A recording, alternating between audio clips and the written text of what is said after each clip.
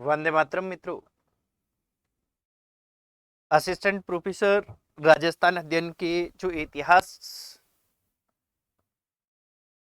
के राजस्थान के इतिहास के राजस्थान अध्ययन में जो 2014 से 25 तक पेपर हुए हैं, 7 पेपर्स, उनमें जो क्वेश्चंस पूछे गए हैं उनको हम सॉल्यूशन कर रहे हैं। पिछली क्लास तक हमने 35 क्वेश्चन देख लिए और आज हम कंप्लीट कर देंगे। आज के इस सेशन में कंप्लीट हो जाएंगे।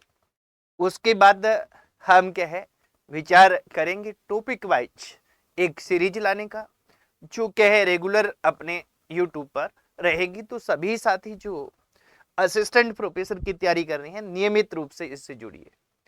अभी देखिए जो टॉपिक वाइज सीरीज लाएंगे उसकी पहले थोड़ी सी मैं जानकारी दे देता हूं कि ये राजस्थान अध्ययन के ये प्रीवियस ईयर क्वेश्चन की बुक है।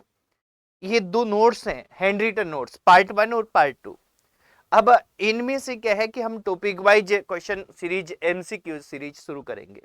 ये ऑफलाइन भी अवेलेबल है और कोई भी किसी को समस्या रहती है तो ये जो नंबर दिए गए हैं व्हाट्सएप पे, इस पे ऑनलाइन भी अवेलेबल है।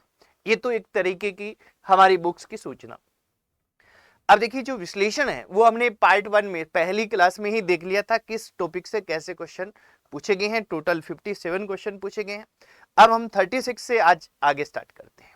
तो बिना कोई फालतू बात के सीधा, क्योंकि टाइम सबसे ज्यादा महत्वपूर्ण होता है और विशेषकर जो असिस्टेंट प्रोफेसर के हमारे विद्वान और विदुषी साथी लोग होते हैं उनके लिए तो क्या है कि केवल काम की बातें करनी होती है। और अक्सर मेरा यही रहता है कि हम केवल और केवल जब तक बात करें तब तक सोशल मीडिया का अच्छा उपयोग करें, यानी केवल काम की बात करें, फालतू टाइम पास नहीं करें। तो ये देखिए पहला क्वेश्चन, 1857 का विद्रोह। आज का पहला क्वेश्चन है, वैसे 36वां है। 1857 का विद्रोह राजस्थान के किस स्थान से प्रारंभ हुआ? इस पे हमने पहले भी बात की थी। पहले भी बात हमने की थी कि जो ये 1857 का विद्रोह है, ये विद्रोह क्या है कि ये हमारा स्टार्ट होता है, कहां से होता है, इस पे हमने चर्चा की है। तो आप सभी एक कमेंट से उत्तर दे दो, मैं बताता हूं इतने में। ये आप सभी को पता होगा, सामान्य क्वेश्चन है, ठीक है। एक तो ये ध्यान रखना है कि एस का उत्तर क्या रहेगा। एस का उत्तर रहेगा, वो रहेगा, चलो इसका कलर चेंज कर देते हैं अपने।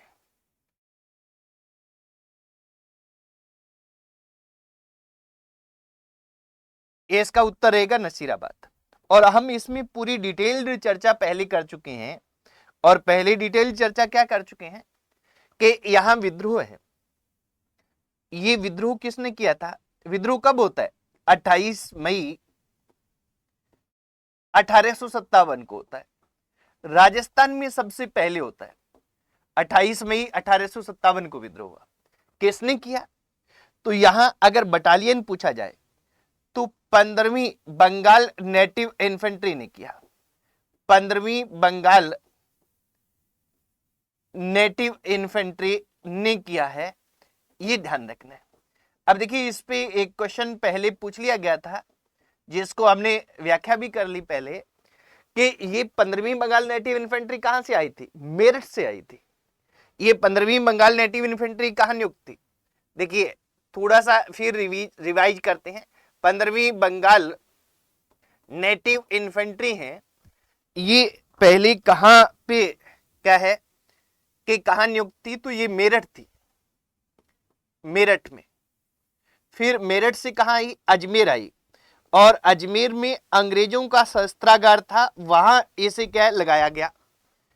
अब क्या कि हमने सभी को पता है कि जो भारत में मेरठ है, मेरठ में क्या है कि यहां सबसे पहले विद्रोह होता है भारत में। ये राजस्थान की बात कर रहे हैं, भारत में 10 मई 1857 को। तो जैसे ही क्या है कि यहां एजीजी लॉरेंस को पता चला, राजपुताना का एजीजी इस समय कौन था? लॉरेंस था। उसको पता चला कि ये जो अजमेर में हमने शस्त्रागार पे 15वीं बंगाल नेटिव इन्फेंट्री लगा रखी है, ये मेरठ से आई है और मेरठ में विद्रोह हो चुका है। तो कहीं ना कहीं ऐसा हो सकता है कि इन सैनिकों के मन में भी विद्रोह के बीज हो, विद्रोह के विचार हो। तो ये क्या करता है, ये इन पे अविश्वास करता है और इनको यहां से हटाकर कहां भेज देता है? नशीराबाद भेज देता है। अब नशीराबाद अजमेर के निकट ही है। नशीराबाद सबसे शक्तिशाली छावनी थी, 6 छावनियां थी। 6 छावनियों पे चर्चा हमने पिछले सेशन में कर ली है, उसको देख लीजिएगा जिन्होंने नहीं देखा है। तो इस नशीराबाद भेज दी तो इन सैनिकों को अपमानित महसूस हुआ, अपमानित महसूस हुआ, तो यहां इन्होंने विद्रोह कर दिया। और एक और ध्यान रखेंगे साथियों कि यहां क्या है कि इसके साथ बाद में क्या है, बाद में इसके साथ 30वीं बंगाल नेटिव इन्फेंट्री भी सम्मिलित होगी।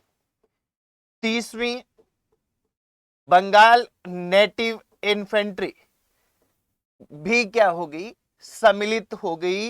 ये ध्यान रखना है, शामिल हो गई, सम्मिलित हो गई।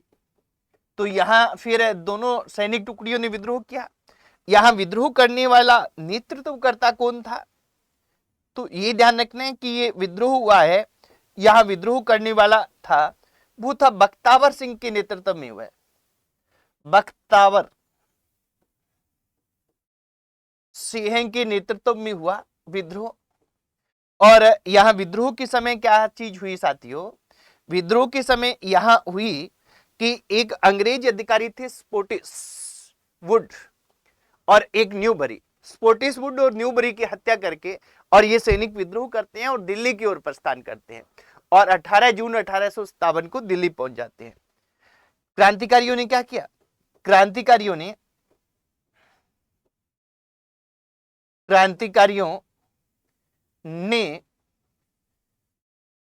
स्पोटिस वुड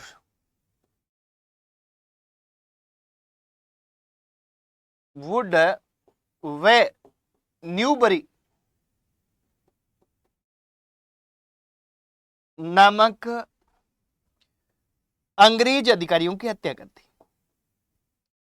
अंग्रेज अधिकारियों की क्या कर दी थी, हत्या कर दी थी। ये ध्यान रखना है, अधिकारियों की हत्या कर दी। अब यहां क्या है कि ये नशीराबाद के बारे में ये पूछा गया सबसे शक्तिशाली है।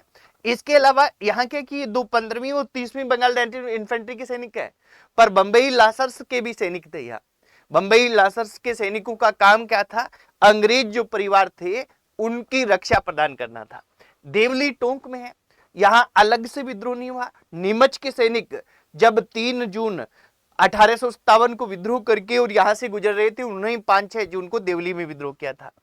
एरिनपुरा के सैनिकों ने हमने कल डिटेल में बात की है कि ये अनादरा में गए हुए थे, वहां के विद्रोह को दबाने के लिए, और पास में माउंट आबू था। फिर ये सैनिक माउंट आबू चले गए और माउंट आबू में इन्हें पता चला कि 1857 की क्रांति यानी क्रांति हो चुकी है।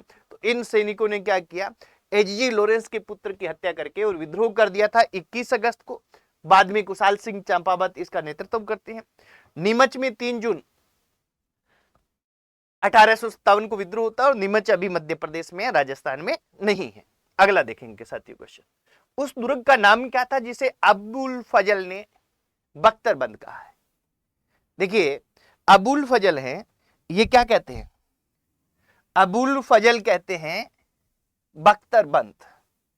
किसको कहते हैं, कुमलगढ़ दुर्ग को, शेरगढ़ दुर्ग को, रणथंभौर दुर्ग को या चित्तौड़गढ़ दुर्ग को। तो यहां हमारा सीधा उत्तर तो क्या रहेगा, रणथंभौर दुर्ग। और रणथंभौर दुर्ग है ये मित्रों, अपने को ध्यान रखना है कि ये दुर्ग क्या है, 7 पहाड़ियों से घिरा हुआ है। 7 पहाड़ियों से घिरा हुआ है, पहाड़ियों से घिरा हुआ है, ये अपने को ध्यान रखना है। और इसलिए अबुल फजल महोदय क्या कहते हैं, अबुल फजल कहते हैं, अबुल फजल का जो पूरा कथन था ना, अबुल फजल कौन थे, अबुल फजल हैं ये अकबर के दरबारी इतिहासकार थे। ये तो हम सभी को पता रहता है, अकबर के दरबारी इतिहासकार। ये कहते हैं कि अन्य सभी दुर्ग नंगे हैं, रणथंभौर का दुर्ग क्या है, बख्तरबंद है। अन्य सभी दुर्ग नंगे हैं, अन्य सभी दुर्ग नंगे हैं यानी सामने से दिखते हैं, दुर्ग नंगे हैं, जबकि रणथंभौर का दुर्ग, रणथंभौर का दुर्ग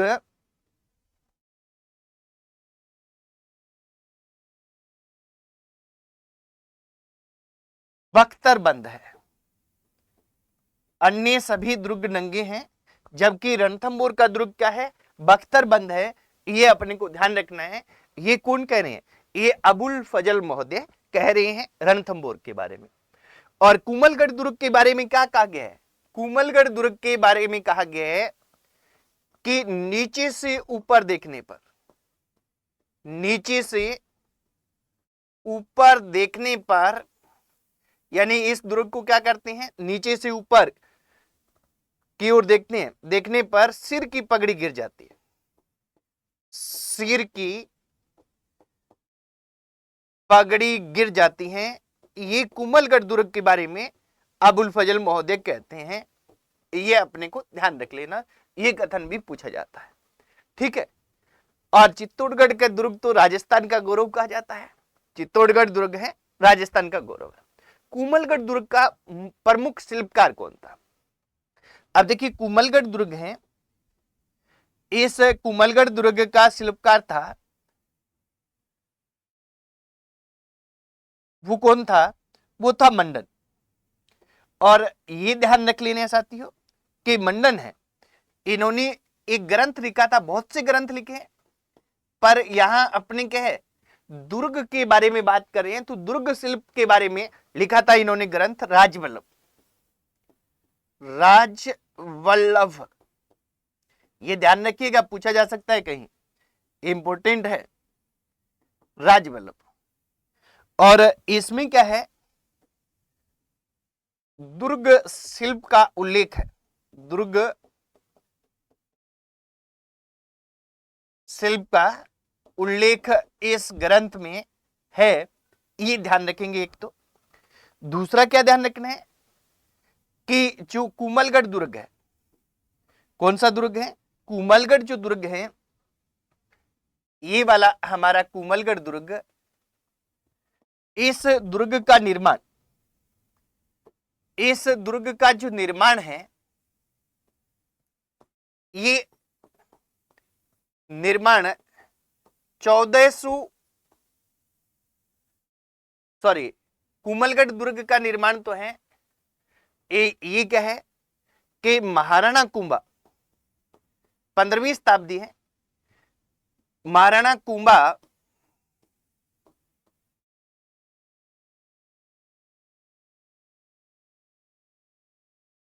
अपनी रानी कुमल देवी की स्मृति में करवाते हैं, कुमल देवी की स्मृति में 1442 से 1458 के मध्य करवाया, कि मध्य करवाया, ये अपने को ध्यान रख लेना है, ठीक है साथियों। अगले क्वेश्चन की ओर बढ़ते हैं, रसिया की छत्री अभिलेख। अब देखिए, रसिया बालम आओ नी पधारो हमारे देश, ये प्रसिद्ध लोकगीत है, और ये रसिया बालम है कहां का, ये सिरोही का है। देखिए रसिया बालम की जब भी बात होती है ना, ये थोड़ा सा ध्यान रखिएगा, यहां अच्छी तरह से इसको क्लियर कीजिएगा। रसिया बालम आओ नी पधारो मारे देश, रसिया बालम आओ नी, ये क्या है कि सिरोही क्षेत्र में प्रचलित है। और यहां के है कि यहां की एक चीज मैं आपको बता देता हूं कि ऐसा कहा जाता है, ऐसा किवदंती है, किवदंती का मतलब होता है जिसके प्रमाण नहीं होते पर कहीं कहीं बात होती है। वो ये है कि देलवाड़ा के जैन मंदिर, देलवाड़ा मंदिर कहां पे है, माउंट आबू में, और नक्की झील कहां है, माउंट आबू। देलवाड़ा झील जैन मंदिर और नक्की झील में लगभग 1.25 किलोमीटर की दूरी है, बहुत ज्यादा दूरी नहीं है, ठीक है। देलवाड़ा जैन मंदिर में एक मजदूर था रसिया नाम का लगा हुआ, और ये रसिया बालम है, ये वहां मजदूरी कर रहा था, और इसी दौरान देलवाड़ा के राजा ने ये घोषणा की कि अगर माउंट आबू में कोई भी नाखून से अगर या कोई तालाब या झील खोद दे पानी के लिए तो उससे मैं मेरी पुत्री का विवाह कर दूंगा।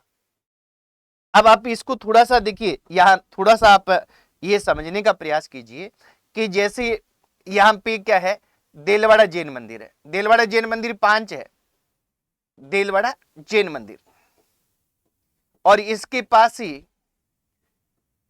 यह है कि यहाँ के राजा का क्या था, राजा का यहाँ के जो राजा थे उनका निवास स्थान था इसके बिल्कुल पास में, इसके बिल्कुल बगल में शासक का निवास स्थान था। ठीक है, और नक्की झील कहां पे है, यहां पे नक्की झील है, नक्की झील। अब यहां क्या है कि एक चीज अपने को ध्यान रखनी है साथियों कि राजा ने जैसे ही घोषणा की कि कोई नाखून से अगर कोई झील खोद दे या तालाब खोद दे पानी के लिए तो मैं उससे अपनी बेटी का विवाह कर दूंगा। तो ये देलवाड़ा जैन मंदिर में जो मजदूर लगा हुआ था रसिया बालम, ये क्या है कि इस स्थान पे जाता है और नाखूनों से झील खोदना प्रारंभ कर देता है, और ऐसा कहा जाता है कि इसने खोद दी। इसलिए राजस्थान में नाखूनों से खोदी हुई, या कहते हैं भारत में कहीं दुनिया में नाखूनों से खोदी हुई एकमात्र झील कौन सी मानी जाती है, नक्की झील। अब इसने खोद दी, ये किंवदंती है।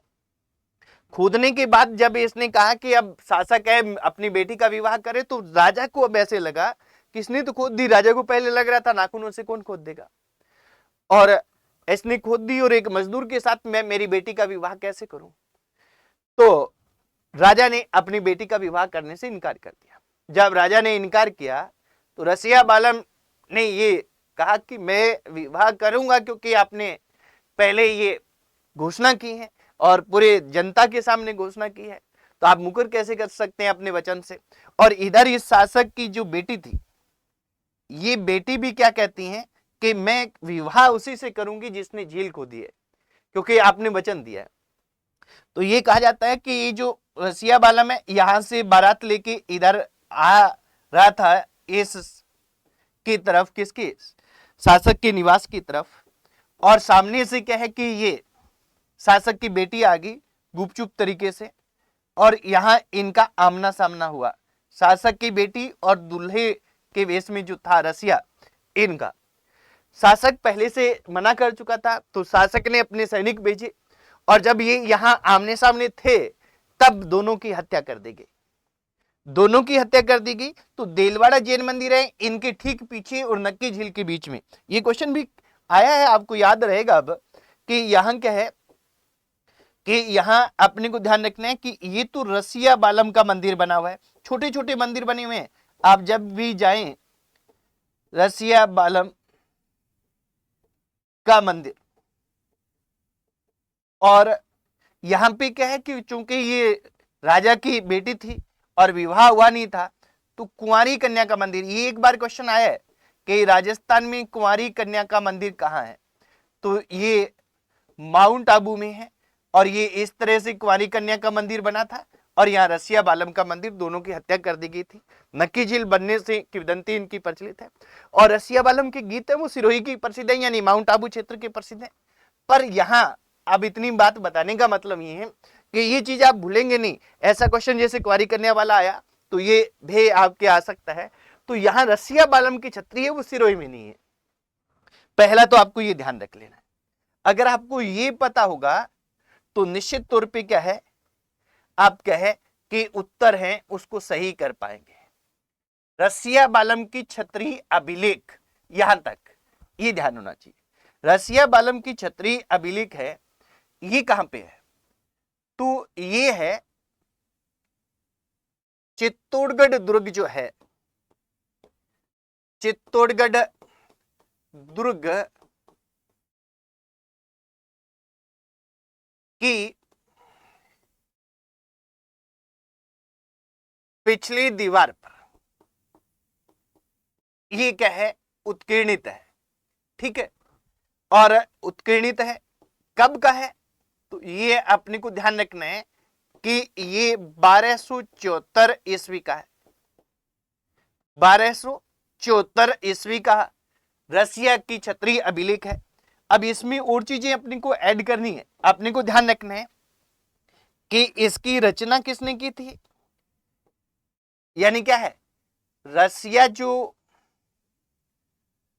की क्षत्रिय अभिलेख है इसके रचनाकार कौन थे और इसके उत्कीर्णकर्ता कौन थे। उत्कीर्णकर्ता का मतलब क्या है कि ये जो अपना शिलालेख होता है, जो पत्थर होता है, उस पत्थर पर खुदा किसने था, उत्कीर्णकर्ता कौन थे।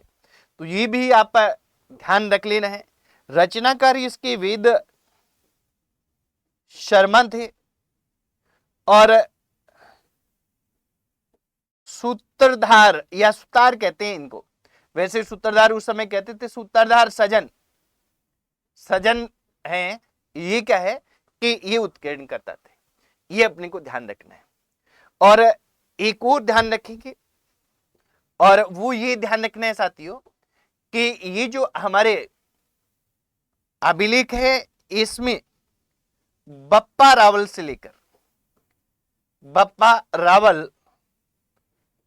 लेकर नरवर्मा गोहिल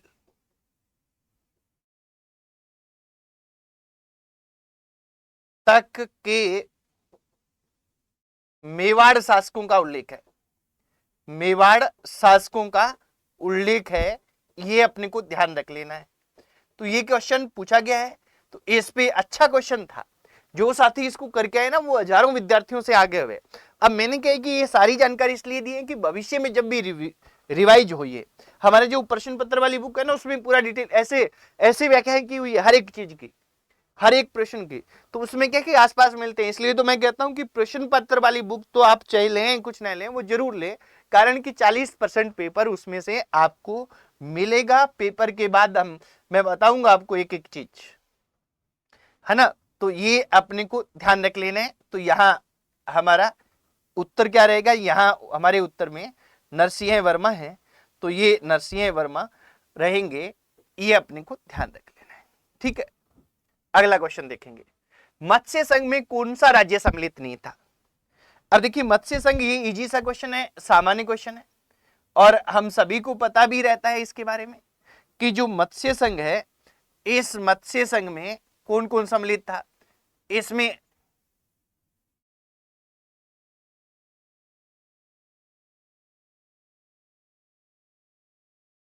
इसमें 4 रियासतें सम्मिलित थी।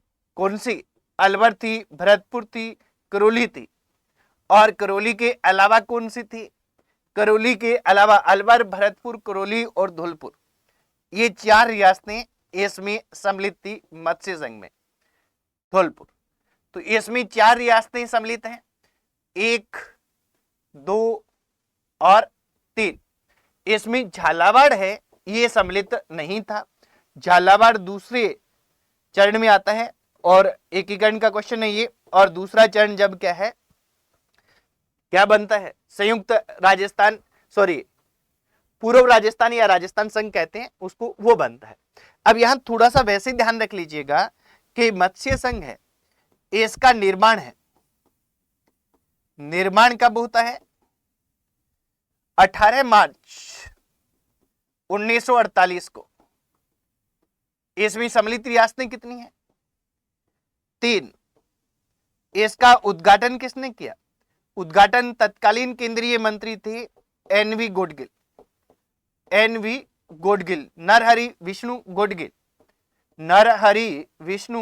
गोडगिल थे। एनवी गोडगिल ये कौन थे, केंद्रीय मंत्री थे, केंद्रीय सरकार में मंत्री थे, तत्कालीन केंद्रीय मंत्री।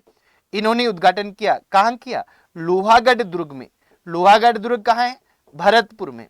भरतपुर के दुर्ग को अजेय माना जाता है, यानी उसको कभी कोई जीत नहीं सका था, इसलिए उसको लोहागढ़ कहा जाता है, ये ध्यान रखना है। इसमें प्रधानमंत्री कौन बने थे, इसमें प्रधानमंत्री मत्स्य संघ में कौन बने थे, ये बने थे शोभाराम कुमावत हैं, ये प्रधानमंत्री बने हैं। और शोभाराम कुमावत किस प्रजामंडल के नेता थे, तो अलवर प्रजामंडल के नेता थे। और यहां क्या है, राज प्रमुख कौन बने हैं, यहां राज प्रमुख बने हैं उदय भान सिंह। और उदय भान सिंह है, ये कहां के राजा थे, तो ये धौलपुर के राजा थे उदय भान सिंह, ये मत्स्य संघ के क्या बने थे, ये राज प्रमुख बने थे उदय भान सिंह। तो ये अपने को ध्यान रखना है कि उदय भान सिंह बने हैं, इन पर गौर करना है, ध्यान रखना है। अब देखिए मत्स्य संघ नामकरण, इस पे भी क्वेश्चन कई बार आया है, इसका क्या है ध्यान रखना है कि ये क्वेश्चन आता है कि इसका मत्स्य संघ नाम क्यों रखा गया, नामकरण किसके सुझाव पर रखा गया नामकरण, तो ये ध्यान रखना है कि ये के.एम. मुंशी के सुझाव पर रखा गया।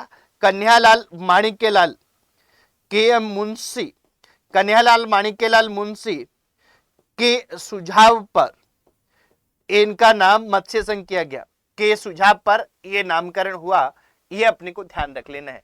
क्योंकि प्राचीन काल में ये जो क्षेत्र है पूर्वी राजस्थान वाला, अलवर भरतपुर का कुछ भाग सोरसन भाग में था, बाकी अलवर भरतपुर वाला क्षेत्र क्या है कि कुछ ज्यादातर भाग इसका क्या था, मत्स्य जनपद के अंतर्गत आता था। इसलिए के.एम. मुंशी ने कहा कि इसका नाम क्या रखा जाना चाहिए, कि इसका नाम मत्स्य संघ रखा जाना चाहिए, इसलिए मत्स्य संघ रखा दिया गया। ठीक है साथियों, अगला क्वेश्चन, गिलुंड किस नदी के किनारे है। इस क्वेश्चन पे मैं ज्यादा नहीं लूंगा क्योंकि असिस्टेंट प्रोफेसर में अब ये सिलेबस हट गया है। पहले प्राचीन सभ्यताओं में दूसरी प्राचीन सभ्यताएं थी, ठीक है, जहां ज्यादा नहीं है तो वहां अपने क्या है टाइमिंग। गिलुंड किस नदी के किनारे स्थित है, तो गिलुंड है वो कौन सी नदी के किनारे स्थित है, बनास नदी के किनारे स्थित है, राजसमंद में है, ये अपने को ध्यान रखना है। तो बनास नदी के किनारे है। आगे कालीबंगा स्थल, इस पे भी ज्यादा टाइम नहीं लूंगा कारण कि ये भी हमारे सिलेबस से हट गया। हमारे तो अब क्या मध्य पाषाणकालीन स्थल और 3 जो नाम वाले बताए थे, बागोर, इसके बाद में नीमाहेड़ा और मांडिया अथवा मंडफिया है, वो कालीबंगा स्थल की किस दिशा में जूता व खेत के प्रमाण मिले, तो ये कालीबंगा में जो मिले हैं प्रमाण, ये दक्षिण पूर्व में मिले हैं, दक्षिण पूर्व में मिले हैं, ये अपने को ध्यान रख लेना है। आगे ये क्वेश्चन अभी हमारे सिलेबस में, बाकी वो ही केवल सिलेबस में उतना सा ही चेंज हुआ है कि जो प्राचीन सभ्यताएं थी उसमें पहले कालीबंगा, आहाड़, गणेश्वर, बेराट दिए हुए थे, वो हटा दिए गए थे। अब मध्य पाषाणकालीन स्थल है वो और 3 वो है, तो वही याद रखनी है। और जो हमारे साथी बैच में है तो उनको तो मैंने 1-1.5 घंटे की क्लास कराई है, उसी में से आ जाएगा, तो आप वहां निश्चित रहे। राव मालदीव के संबंध में कौन सा कथन सही नहीं है, राव मालदीव के संबंध में कौन सा कथन सही नहीं है, तो ये ध्यान रखना है, ये बताना है। ये 2018 वाले में आया था। उनकी माता पद्मा कुमारी मेवाड़ से संबंधित थी, बिल्कुल पद्मा कुमारी है, ये मेवाड़ से संबंधित है। और इन्होंने क्या है जोधपुर में पदमसर तालाब भी बनाया है। जोधपुर में क्या किया, जोधपुर में पदमसर तालाब बनाया, पदमसर तालाब है ये बनवाया, ये अपने को ध्यान रख लेना है, पदमसर तालाब बनवाया। इसने खादमा के युद्ध में महत्वपूर्ण भूमिका निभाई, बिल्कुल मालदीव है, ये 4000 सैनिक, कितने 4000 सैनिक लेकर रावगंगा इस समय क्या है कि मारवाड़ के शासक थे जो इनके पिता थे, 4000 सैनिक लेकर ये क्या है खानवा के युद्ध में गए हैं, खानवा युद्ध में भाग लिया था, 4000 सैनिक ले जाकर अपने साथ ले जाकर गए थे, भाग लिया। ठीक है, इनके उसने पिता रावगंगा की हत्या की। यहां अपने को यह ध्यान रखना है साथियों कि मारवाड़ में पितृहंता है ना, ये 2 पितृहंता हुए, पितृहंता यानी पिता की हत्या करने वाले। इन्होंने मालदीव ने अपने क्या है कि अपने पिता की हत्या की, पिता की हत्या की। ये मुंडियार की ख्यात है, मुंडियारी ख्यात। इस मुंडियारी ख्यात में उल्लेख है कि मालदीव ने क्या किया था कि रावगंगा है, ये रावगंगा है, ये मेहरानगढ़ दुर्ग है, इस मेहरानगढ़ दुर्ग के एक महल में खिड़की में बैठे हुए बाहर की हवा ले रहे थे और इन्होंने अफीम खा रखी थी, तो पिनक लगी हुई थी इनकी, पिनक का मतलब आंखें बंद थी। तो पीछे से क्या है कि मालदीव आए और उन्होंने बाहर धक्का दे दिया जिससे वो नीचे गिर गए और नीचे गिरने के बाद उनकी मृत्यु हो गई। और ऐसा माना जाता है कि इनको मारने के लिए ये किया था, क्योंकि नीचे गिरने, मेहरानगढ़ दुर्ग आपने देखा है तो खिड़की के बाद में नीचे सीधा बिल्कुल पहाड़ी आती हैं, तो वहां ये इन्होंने हत्या की है, बिल्कुल ये भी सही है। इसने बीकानेर की राव जेतसी को परास्त किया। बीकानेर की राव जेतसी के साथ 1541 ईस्वी में 1541 ईस्वी में पाहुबा, और इसको साहुबा भी कहते हैं, पाहुबा अथवा साहुबा का युद्ध हुआ। पाहुबा अथवा साहुबा का क्या हुआ? युद्ध हुआ। और इस युद्ध में ये मालदीव जीते हैं, राव जेतसी मारा गया। ये राव जेतसी है, ये मारा गया था, ये ध्यान रख लेना है। और मालदीव जीते हैं, ये भी सही है। अब देखो क्वेश्चन क्या पूछा है कि राव मालदीव के संबंध में कौन सा कथन सही नहीं है। हम कह रहे हैं पहला भी सही है। राव गंगा की पत्नी थी पद्मा कुमारी, जो राव मालदेव की मां थी, मेवाड़ से संबंधित थी। खानवा के युद्ध में इन्होंने महत्वपूर्ण भूमिका निभाई, बिल्कुल 4000 सैनिक लेके गए, राव गंगा ने इनको भेजा और महाराणा सांगा की सहायता की, सही है। अपने पिता की हत्या की, बिल्कुल की है। और बीकानेर के राव जेतसी को बिल्कुल हराया भी है, और युद्ध में मृत्यु भी हुई है उसकी। तो ये चारों कथन सही है। तो चारों कथन सही है, तो यहां अपने को साथियों ये ध्यान रखना है कि आरपीएससी को ये क्वेश्चन क्या करना पड़ा था, आरपीएससी को ये क्वेश्चन डिलीट करना पड़ा था, डिलीट किया गया इस क्वेश्चन को, ये ध्यान रखिएगा, ठीक है। तो ये अपने गौर करना है। अब देखिए पितृहंता है, मारवाड़ में पहला कौन सा, मारवाड़ में पहला पितृहंता होता है वो मालदेव होता है, 1532 में अपने पिता की हत्या करता है। ऐसे ही दूसरा पितृहंता होता है, वो दूसरा पितृहंता होता है बख्त सिंह, जो 1724 ईस्वी में महाराणा अजीत सिंह की हत्या करता है। दो पितृहंता हुए हैं। मेवाड़ में राणा उद्दा, जिस उदय सिंह उदयकर्ण के नाम से राजा बना था कुछ समय के लिए, उद्दा है, उसने अपने पिता कुंभा की हत्या की थी। महाराणा कुंभा की हत्या उद्दा ने की, वो मेवाड़ का पितृहंता है। और सबसे पहला अपने जो कहें राजपूताना में पितृहंता हुआ, वो हुआ जगदेव अजमेर के चौहान वंश से संबंधित था, और उसने अपने पिता अर्णोराज, अजमेर के चौहान शासक अर्णोराज की हत्या की थी। तो ये कुछ प्रसिद्ध पितृहंता हुए हैं राजस्थान में। अगला देखेंगे, अजमेर का क्वेश्चन ये आ गया। अजमेर का चौहान राजा जिसने अजमेर में संस्कृत महाविद्यालय स्थापित किया। अब देखिए ये अपने को ध्यान रखना है मित्रों कि संस्कृत विद्यालय था वो, हालांकि यहाँ महाविद्यालय आ गया, इस पे भी ऑब्जेक्शन लगाए तो कोई कर सकता है। ये विद्यालय था, इस पे हमने बात की थी कि अजमेर में संस्कृत विद्यालय हैं। कहां पे? अजमेर में जो संस्कृत विद्यालय हैं, इसकी स्थापना क्या की थी, पहले अपने बात कर चुके हैं, एक बार फटाफट से इसको रिवाइज कर देते हैं। बता दीजिए, इसका 1153 ईस्वी में निर्माण करवाया था। किसने करवाया निर्माण? तो निर्माण करता थे विग्रहराज चतुर्थ। और विग्रहराज चतुर्थ तो आ सकता है कहीं, और कहीं विग्रहराज चतुर्थ नहीं आए और बीसल देव आए, तो ये भी ध्यान रख लेना है कि इनका उपनाम क्या था, बीसल देव था। विग्रहराज चतुर्थ ने करवाया। और बाद में क्या है, कुतुबुद्दीन ऐबक ने, कुतुबुद्दीन ऐबक, ये कुतुबुद्दीन ऐबक है, इन्होंने इसे 2.5 दिन के झोंपड़े में परिवर्तित करवाया। क्या करवाया? 2.5 दिन के झोंपड़े में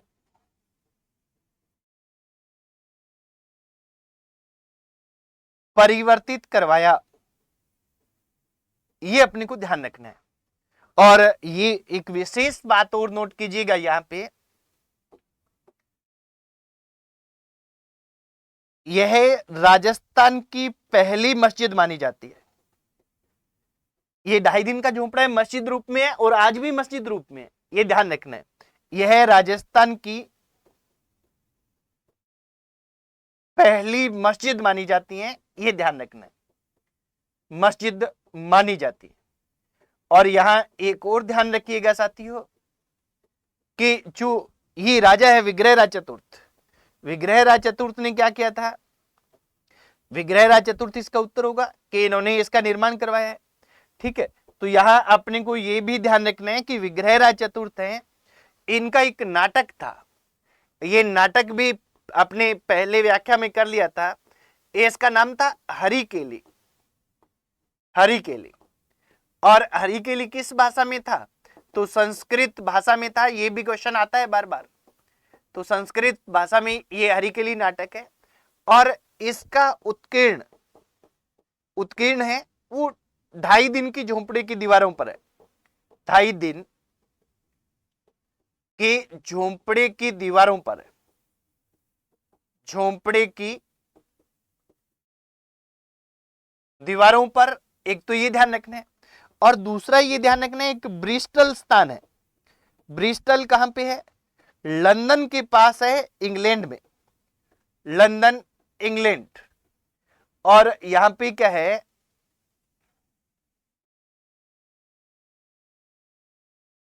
इंग्लैंड।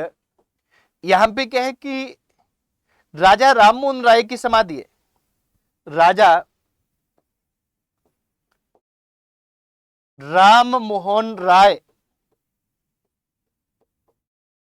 की समाधि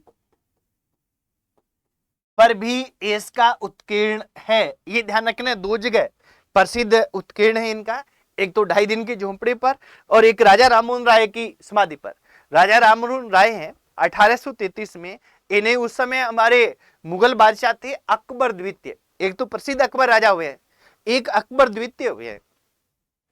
और अकबर द्वितीय जो 1803 से 1837 तक भारत के मुगल बादशाह रहे थे, उन्होंने राजा राममोहन राय को इंग्लैंड भेजा था, क्योंकि राजा राममोहन राय को आधुनिक पुरुष माना जाता है, भारत का पहला। और अंग्रेजी विचारधारा से भी वो प्रभावित है, हालांकि कुरीतियों को दूर करने का प्रयास किया है, तो अंग्रेज भी उन्हें थोड़ा उनकी ठीक पटरी बैठती थी। तो अकबर द्वितीय ने अपनी पेंशन बढ़वाने के लिए क्या है कि उनको भेजा था कहां पे? इंग्लैंड।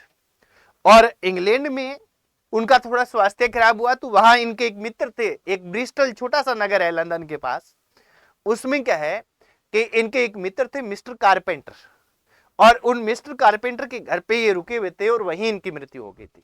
तो वहां क्या है कि इंग्लैंड में ये नियम था कि किसी को जलाया नहीं जाता, सभी को दफनाया जाता था। तो वहां इनको दफनाया गया और वहां एक शिलालेख लगाया गया जिसपे हरिकेली नाटक की पंक्तियां उत्कीर्णित है। तो ये अपने को ध्यान रख लेना है साथियों। अगला क्वेश्चन देखेंगे, कुंभा का गुजरात के साथ संघर्ष का प्रारंभिक कारण क्या था? कुंभा का गुजरात के साथ संघर्ष का प्रारंभिक कारण था, वो था नागौर विवाद। कौन सा विवाद? नागौर विवाद। अब नागौर विवाद था क्या, वो हम देखते हैं, पहले सीधा उत्तर जान लेते हैं।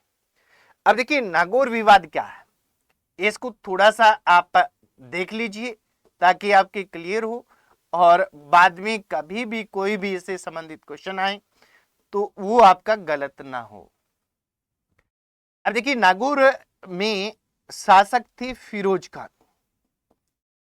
कौन थे? फिरोज खान। और ये क्या है? शासक है नागौर के। और शासक महोदय की जो मृत्यु है, इनकी मृत्यु हो जाती है 1455 ईस्वी में। अब जब इनकी मृत्यु हुई, मृत्यु के बाद में इनके 2 पुत्र थे। बड़ा पुत्र था वो शम्स खान था। बड़ा पुत्र कौन है? शम्स खान। और छोटा पुत्र था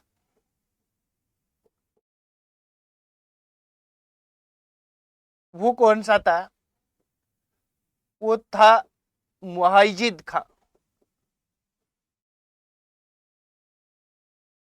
अब जैसे ही इनकी मृत्यु हुई, मृत्यु होने के बाद में ये शासक बना, बड़ा पुत्र शासक बना। बड़ा शासक बना है, पर इसने क्या किया, इसने इसको भगा दिया और स्वयं शासक बन गया। तो ये शम्स कहां है, ये क्या है, भागकर कहां आया, कुंभा के पास आया। कुंभा के पास ये शम्स खान जो बड़ा पुत्र था, पहले शासक बना, बाद में इसके छोटे भाई ने जब इसको वहां से निकाल दिया और खुद शासक बन गया, तो ये कुंभा के पास आया। कुंभा अपनी सेना लेकर गया और नागौर पर अधिकार कर लिया।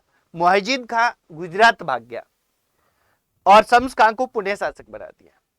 अब शम्स कहां है, इसके साथ कुंभा ने ये वायदा किया था कि आप क्या करेंगे, मेरे सम्मान में नागौर दुर्ग के एक दीवार को ध्वस्त रखेंगे, उसको कभी बनाएंगे नहीं, उसको ध्वस्त कर देंगे, जब कभी मुझे आना होगा तो मैं यहां आऊंगा। पर शम्स खान जैसे ही कुंभा वापस गए तो एक तो उन्होंने क्या है कि गुजरात के शासक से मिल गए और दूसरा उस दीवार का निर्माण शुरू करवा दिया। इसके कारण विवाद हुआ और विवाद फिर ये कुंभा और गुजरात में शुरू हो गया, क्योंकि गुजरात के शासक से सहायता मांगी।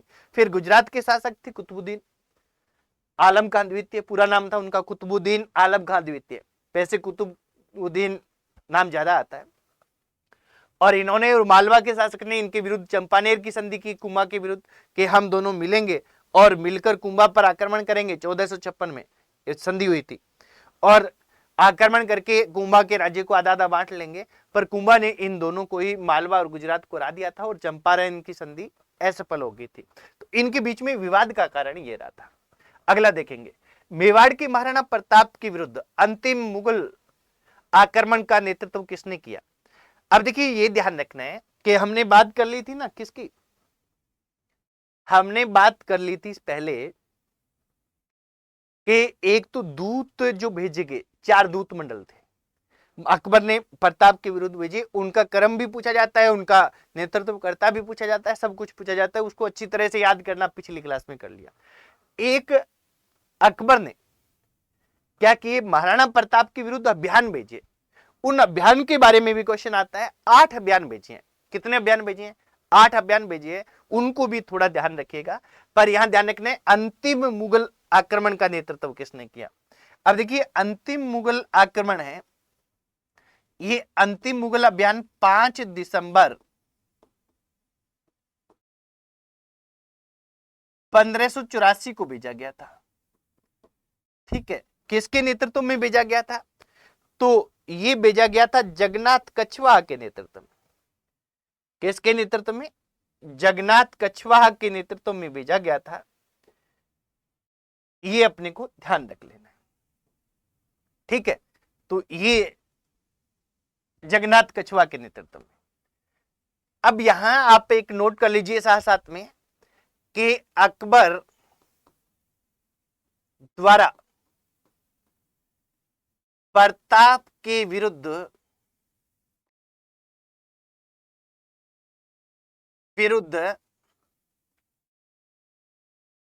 भेजे गए अभियान, ये क्वेश्चन आता है, तो इन क्वेश्चन को ध्यान रखिएगा। ये मैं इनको क्रमबद्ध रूप से लिखा देता हूं। सबसे पहला अभियान आया है 1576 में।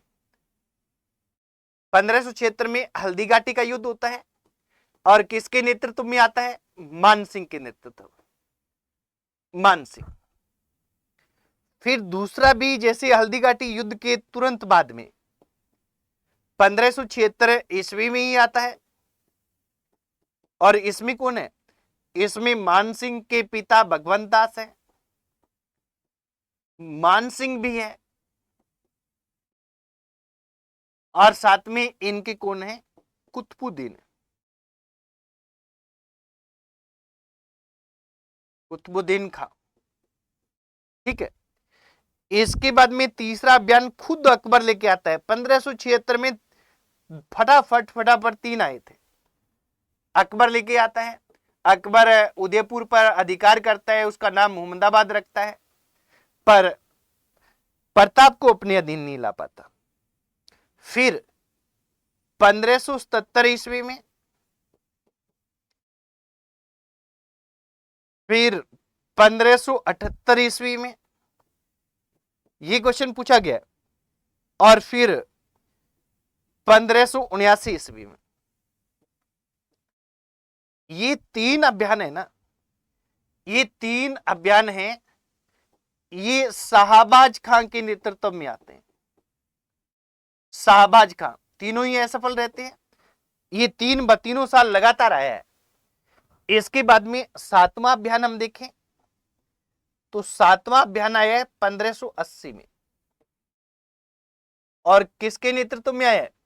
अबुर रहीम खान खाना। अबुर रहीम खान एक खाना। यहां अपने को एक ध्यान रखना है साथियों कि हम हिंदी के जो साहित्य के विद्यार्थी हैं विशेषकर, वो एक प्रसिद्ध कवि जब कहते हैं ना हिंदी के प्रसिद्ध कवि बताओ, तो उनमें सबसे पहले मेरे हिसाब से, हिंदी का स्टूडेंट तो नहीं हूं मैं, पर मेरे हिसाब से यही आता है क्योंकि हम 10वीं तक हिंदी पढ़ते थे तब ये आता था कि कबीर रहीम। तो ये वही रहीम है। अबुर रहीम खान खाना क्या है? रहीम है जो हिंदी का प्रसिद्ध कवि था, और ये क्या है? बैराम खां का बेटा था, और बाद में इसकी मां से अकबर ने शादी कर ली थी। ये अकबर का एक तरीके से दत्तक पुत्र था, और इसके नेतृत्व में 1580 में क्या किया? 1580 में अभियान भेजा। अब क्या है कि यहां बड़ी विचित्र सी चीज होती है साथियों, आप तो इतना याद रख लेना, पर एक क्वेश्चन क्या है कि अभी आएगा, ये आपको बहुत से विद्यार्थियों से आगे करेगा। वो ये है कि 1580 में जब अबुर रहीम खान खाना है, ये जब आया तो ये अपने साथ में क्या है कि इनको, क्योंकि इनको लगता था भाई हम बहुत शक्तिशाली हैं, हमारे पे कोई वार करेगा ही नहीं, और ये परिवार सहित आते थे। ये अपनी बेगमों के साथ आया, और इन्होंने मेवाड़ की जो सीमा थी उसके पास है, अजमेर से आगे मेवाड़ की तरफ जाते समय शेरपुर गांव था, वहां शेरपुर में अपनी बेगमों को ठहरा दिया। इस समय महाराणा प्रताप का बड़ा पुत्र था अमर सिंह, और अमर सिंह ने क्या किया कि अमर सिंह ने जहां इनकी बेगमें रुकी हुई थी उनका घेरा डाला और उनको बंदी बना लिया। तो यहां बड़ी विचित्र बात होती है साथियों कि महाराणा प्रताप महान क्यों है? कोई एक कारण नहीं है। उन्होंने जीवन में हर जगह अपनी चीजें दिखाई है, कहीं ना कहीं अपनी मानवता दिखाई है, इंसानियत दिखाई है, अपने आप को कैसे एक करें कि गुणवान रूप से सर्वोपरि दिखाया है, घमंड रूप में नहीं, गुणवान गुणों के रूप में। तो जब अमर सिंह ने क्या है कि इनकी बेगमों को बंधक बना लिया और तुरंत अपने पिता के पास संदेश भेजा कि जो रहीम हम पे आक्रमण के लिए आया था उसकी बेगमों को हमने बंधक बना लिया है, और रहीम अब अकबर को पकड़ना तो दूर, बेगमों को छुड़ाना मुश्किल हो गया, तो रहीम कमजोर पड़ गया। तो अकबर ने तुरंत संदेश भिजवाया अपने पुत्र अमर सिंह के पास कि आप रहीम की बेगमों को सह सम्मान रहीम को सुपुर्द करके आएंगे, और उसके बाद ही हम अगला कदम उठाएंगे। कारण कि हमारी जो संघर्ष है, हमारा जो युद्ध है, हमारी हम जो संघर्ष कर रहे हैं, ये हमारा संघर्ष पुरुषों से है, न कि महिलाओं के सम्मान से। इसलिए इनका सम्मान करना हमारा पहला फर्ज है, और इन्हें सह सम्मान आप छोड़ के आए, और फिर अमर सिंह छोड़ के आए थे।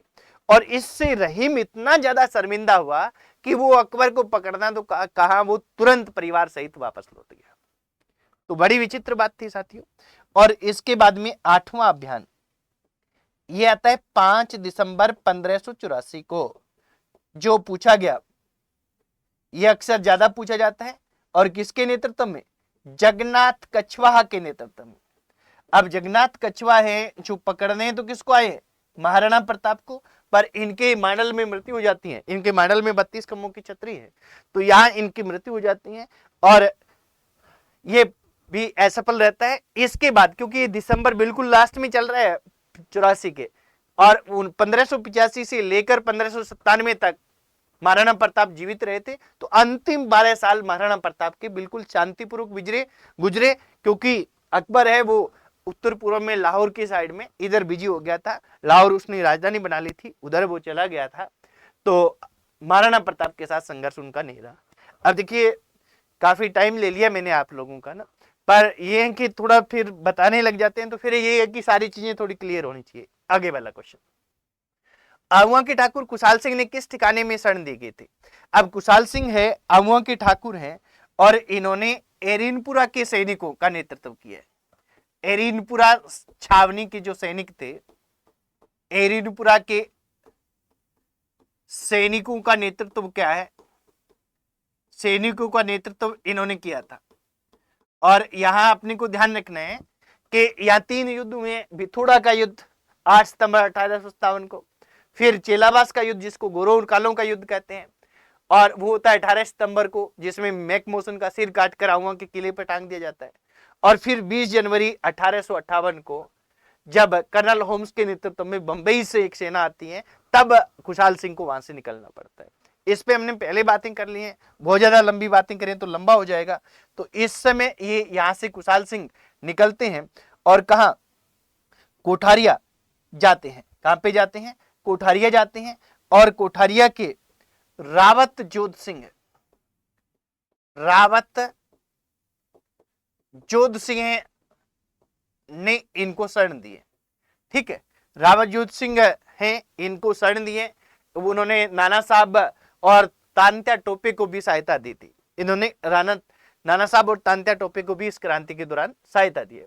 निम्न आंदोलनों को प्रारंभ वर्ष में कौन सा सही नहीं है, कौन सा सही नहीं है, यह हमें बताना है। अब देखो, बिजोलिया किसान आंदोलन 1897 में स्टार्ट होता है और कब तक रहता है? 1941 तक, ईस्वी तक। तो ये सही है। सिक्कर किसान आंदोलन, सिक्कर किसान आंदोलन गलत है। ये 1912 में नहीं, ये 1922 से स्टार्ट होता है और 1935 ईस्वी तक रहता है। ठीक है, इसके बाद में डाबड़ा घटना, डाबड़ा घटना सही है। एग्जैक्ट इसकी डेट पूछी जाती है, 13 मार्च 1947 को डाबड़ा घटना होती है। डाबड़ा प्रसिद्ध घटना है ना। इसके बाद में चंडावल, चंडावल 1945 नहीं है, गलत है। चंडावल कब होता है? 28 मार्च 1942 को होता है, 1942 ईस्वी।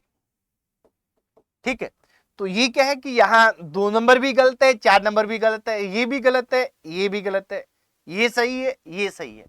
तो ये क्वेश्चन क्या होगा? आरपीएससी के द्वारा किया गया, ये क्वेश्चन आरपीएससी द्वारा डिलीट किया गया, डिलीटेड। ठीक है, इसके बाद में अगला क्वेश्चन, कौन सा शासक जालोर के चौहान वंश से संबंधित नहीं है? अब देखिए, ये क्रमबद्धता भी पूछी जाती है और इस रूप में भी पूछी जाती है, चौहान वंश से संबंधित नहीं है। वत्सराज, ये गुर्जर प्रतिहार शासक था, गुर्जर प्रतिहार शासक है, प्रतिहार शासक, ये अपने को ध्यान रखना है। और इसने क्या है, पहले तो इसका सीधा उत्तर ही देख लो, पहला ही हो जाएगा, क्योंकि चौहान वंश से संबंधित कौन सा नहीं है, तो ये वाला नहीं है। ठीक है, अब इसकी क्या है कि उपाधि थी रणहस्तिन, रणहस्तिन पूछी गई है, रणहस्तिन जयवराह, इसकी उपाधियां कौन सी थी? रणहस्तिन ज्यादा पूछी जाती है उपाधि, इसकी उपाधि रणहस्तिन है, ये बहुत ज्यादा पूछी जाती हैं, दूसरी पूछी नहीं गई है, पर थोड़ा सा ध्यान रख लीजिएगा, जयवराह कभी पूछी जा सकती है। ठीक है, और इनके समय त्रिपक्षीय संघर्ष प्रारंभ हुआ। भारतीय इतिहास में त्रिपक्षीय संघर्ष है, ये 150 वर्ष तक लगभग चला है। और गुर्जर प्रतिहार हो, पाल वंश और राष्ट्रकूट वंश के मध्य हुआ, तो ये इनके समय प्रारंभ हुआ था, ये अपने को ध्यान रख लेना है। कीर्तिपाल है, जालोर राज्य के संस्थापक है। 1181 ईस्वी में जालोर के चौहान सोनगरा वंश की स्थापना की, 1181-82 तक ये रहे। समर सिंह दूसरे शासक थे, 1182 से 1205 ईस्वी तक रहे। ठीक है, उदय सिंह तीसरे शासक थे, 1205 ईस्वी से 1257 ईस्वी तक जालोर के शासक रहे। यहां अपने को इनको क्रमबद्ध भी सेट करना आता है कालक्रम के अनुसार, ये भी ध्यान रखना है क्योंकि ऐसा क्वेश्चन आता है। तो ये है, क्योंकि ये देखिए 1 2 3 शासक हो गए, यहां टोटल 6 शासक हुए हैं। कितने शासक हुए हैं? 6 शासक हुए हैं। तो इनके बाद में 4 नंबर थे चाचिंग देव। चाचिंग देव, और ये चाचिंग देव रहे हैं 1257 से 1282 ईस्वी तक। और इसके बाद में 5 नंबर थे सामंत सिंह, और सामंत सिंह है, ये कब से रहे हैं? ये 1282 से 1305 ईस्वी तक रहे हैं। और इसके बाद में 6 नंबर है, ये कौन है? 6 नंबर थे कानर देव, जो हमारे नाम से सिलेबस में है, अंतिम शासक थे कानर देव, 1305 से 1311 ईस्वी। तो ये 6 शासक हुए हैं कहां के? जालोर के चौहान वंश के। और चौहान वंश भी कौन सा था? सोनगरा चौहान वंश था। ये अपने को ध्यान रख लेना है साथियों। अगले क्वेश्चन की ओर बढ़ते हैं। बौद्ध धर्म से संबंधित पुरातात्विक स्थल कहाँ मिले? ये प्राचीन सभ्यताओं में बेराट बौद्ध जब थे, बेराट में मिला है। तो इस पे ज्यादा टाइम नहीं लगाएंगे क्योंकि अभी ये हमारे सिलेबस में नहीं है। इसका उत्तर है बेराट। ठीक है, इसके बाद में अगला 1857 में कोटा के विद्रोह का नेता, ये भी हमने देख लिया है, जयदयाल और मेहराब खान थे। जयदयाल और मेहराब खान थे, कल अपने इस पे क्वेश्चन कर लिया था। और जन विद्रोह हुआ था, यहाँ के राजा को क्या किया है? राजा को यहाँ को बंदी बनाकर रखा है 6 माह तक। आपने देखा है, बातचीत की है। मेवाड़ की पुकार क्या है? मोतीलाल तेजावत द्वारा तैयार किया गया मांग पत्र था, जो महाराणा को प्रस्तुत किया गया। बिल्कुल सही है पहला ही कि मोतीलाल तेजावत ने मेवाड़ की पुकार, ये क्या है? 21 सूत्री मांग पत्र था। 21 सूत्री मांग पत्र था। और बाकी मोतीलाल तेजावत के बारे में हम पढ़ चुके हैं साथियों कि इन्हें आदिवासियों का मसीहा कहा जाता है, बाबजी कहा जाता है। और अभी जो लेटेस्ट पेपर हुआ था 3 मई 2025 को, उसमें यह पूछा गया था कि भील लोग किसे अवतारी पुरुष मानते थे, तो वो मोतीलाल तेजावत को ही मानते थे। झाड़ोल में कामदार के पद पे थे। इन्होंने एक ही आंदोलन चलाया 1921 में, है ना। ये अगला, राजस्थान में अशोक का अभिलेख कहां से प्राप्त हुआ है? ये प्राचीन सभ्यताओं से क्वेश्चन आ गया, बेराट में मिला है। तो ये भाबरू का शिलालेख, ये प्राचीन सभ्यताओं से, ये अभी हमारे सिलेबस में नहीं है, इसलिए इस पे बहुत ज्यादा हम चर्चा नहीं करेंगे।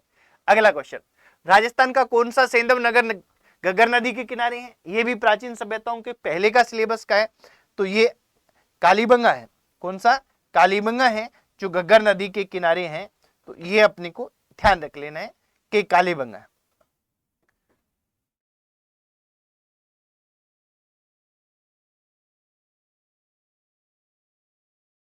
इसके बाद में सीताराम साधु निम्नलिखित में किस आंदोलन से संबंधित थे? तो ये बिजोलिया किसान आंदोलन से संबंधित थे। साधु सीताराम दास बिजोलिया किसान आंदोलन से संबंधित रहे हैं। और इन्होंने क्या है, 1897 से लेकर 1915 तक इस बिजोलिया किसान आंदोलन का नेतृत्व किया। अब बिजोलिया किसान आंदोलन का नेतृत्व है वो 3 चरणों में होता है। 3 चरणों में 1800 पहले, सबसे पहले साधु सीताराम दास, स्वामी ब्रह्मदेव फतेहकंड चारण 1897 से 1915 तक। फिर साधु सीताराम दास के आग्रह पर विजय सिंह पथिक संभालते हैं 1915 से 1923। और फिर 1923 से 1941 तक माणिक्यलाल वर्मा, जमनालाल बजाज, हरिभाऊ उपाध्याय इसको नेतृत्व देते हैं। अगला, मेवाड़ भील कोर्प की स्थापना किस वर्ष की गई? अब देखिए इसका जो ये हमारा क्वेश्चन है कि मेवाड़ भील कोर्प, अब मेवाड़ भील कोर्प है, इसकी जो स्थापना है, ये स्थापना तो कब की गई थी? 1841 ईस्वी में की गई थी, ईस्वी में। और इसका मुख्यालय कहां था? तो इसका मुख्यालय था खेरवाड़ा, खेरवाड़ा। ठीक है, पर के कि यहाँ आरपीसी ने इसका उत्तर 1837 माना है। कारण ये कि 1837 में इसका सबसे पहले विचार आ गया था कि हमें एक ऐसे बिलों को नियंत्रित करने के लिए कोर्ट की स्थापना होनी चाहिए। उसी पे कार्रवाई करते हुए 1841 में हुआ था। आरपीएससी ने ये उत्तर माना है। कभी आए तो इसको ध्यान रखना। आगे देखेंगे, राणा सांगा और बाबर के बीच में ऐतिहासिक युद्ध कहां लड़ा गया था। तो ये राणा सांगा और बाबर के बीच में जो ऐतिहासिक युद्ध है, ये हम सभी को पता है। ये कहां पे लड़ा गया? ये लड़ा गया था खानवा में। और कब लड़ा गया था? खानवा में लड़ा गया है 17 मार्च